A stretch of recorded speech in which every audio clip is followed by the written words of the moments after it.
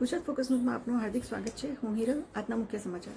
ભારતીય મજદૂર સંઘ ગુજરાત પ્રદેશ દ્વારા આગામી 10 નવેમ્બરે 2025ના રોજ પ્રચંડ આક્રોશ રેલી અમદાવાદ રિવરફ્રન્ટ ખાતે બોલાવવા અંગે મહત્વ બેઠક આજરોજ અમદાવાદ શ્રમ સાધના ભવન પ્રદેશ કાર્યમાં જોડાયેલા સંગઠનોના મુખ્ય આગેવાનોની ઉપસ્થિતિમાં 2 લાખથી વધુ શ્રમિકોને ઉપસ્થિત રાખવાની રણનીતિ અને આયોજનો થયા।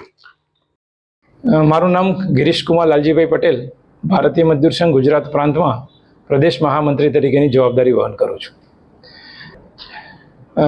ભારતીય મજદૂર સંઘ ગુજરાત પ્રદેશ દ્વારા 10 નવેમ્બર 2025 સોમવારના રોજ રિવરફ્રન્ટ અમદાવાદ ખાતે ભારતીય મજદૂર સંઘ સાથે જોડાયેલા 161 કરતાં વધારે શ્રમ સંગઠનોના વિવિધ પડતર પ્રશ્નોને લઈને શ્રમિક આક્રોશ રેલીનું આયોજન કરેલ છે।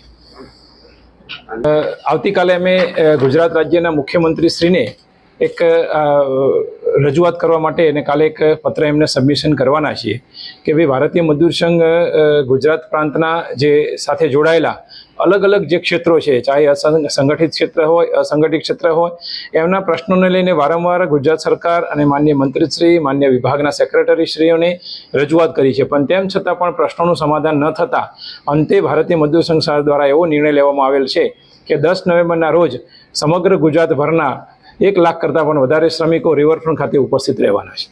હું રાજેન્દ્રસિંહ બી ચુડાસમા, ભારતીય મજદૂર સંઘ ગુજરાત પ્રદેશના મીડિયા ઇન્ચાર્જની જવાબદારી મારી પાસે છે। ત્યારે ભારતીય મજદૂર સંઘ 155 થી 160 જેટલા યુનિયનોનું પ્રતિનિધિત્વ કરે છે, આપ જાણો છો, અને આપણે મીડિયાના મિત્રો એ પણ જોયું છે કે ભારતીય મજદૂર સંઘ હંમેશા સંવાદમાં માને છે, સંવાદ કરવો, પરંતુ અમારા પ્રદેશ અધ્યક્ષ અને પ્રદેશ મહામંત્રી આપ જોઈ રહ્યા છો કે આજે સમગ્ર ગુજરાતનું શીર્ષક નેતૃત્વ તમામ ફેડરેશનના પ્રમુખ લોકો આજે પ્રદેશ અધ્યક્ષ જિગ્નેશભાઈ મજુમદાર અને મહામંત્રી ગિરીશભાઈ પટેલના નેતૃત્વમાં આગામી 10 નવેમ્બરે વિશાળ પ્રચંડ આક્રોશ સાથેની રેલી રિવરફ્રન્ટ ખાતે યોજાવાની છે। ત્યારે એની પૂર્વ ભૂમિકા રૂપે અત્યારે તો ટાર્ગેટ 1 લાખ શ્રમિકોનો આપ્યો છે, પરંતુ અમને લાગે છે કે આ રેલીમાં કમસે કમ 2 થી 3 લાખ શ્રમિકો ઉમટી પડશે, કારણ કે એની વેદનાને વાચા આપતો એકમાત્ર ભારતીય મજદૂર સંઘ સનેક સંગઠન તરીકે પ્રસ્થાપિત છે। ત્યારે ભારતીય મજદૂર સંઘની ફરજ બને છે કે એને આવા શ્રમિકોની યોજનાના વેદનાને વાચા આપી। આપણે જોયું છે શ્રમિકનો કાયદો છે 8 થી 12 કલાકનો હોય, કે મિડ ડે મીલના પ્રશ્નો હોય, કે આંગણવાડીના પ્રશ્નો હોય, તમામ પ્રકારના પ્રશ્નો સાથે તમામ શ્રમિકો આક્રોશિત છે।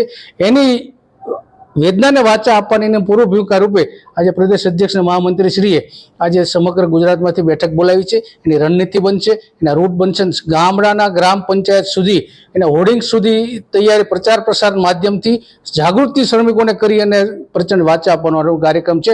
આપણે જોયું છે આ બેઠકમાં સમગ્ર ગુજરાતમાંથી તમામ આગેવાનો ઉપસ્થિત છે, અને ખૂબ જ મોટું લેસન લઈને આ શ્રમિક રેલીને કેમ સફળ બનાવી તમામ પ્રકારની રણનીતિ આજે ઘડાઈ ચૂકી છે।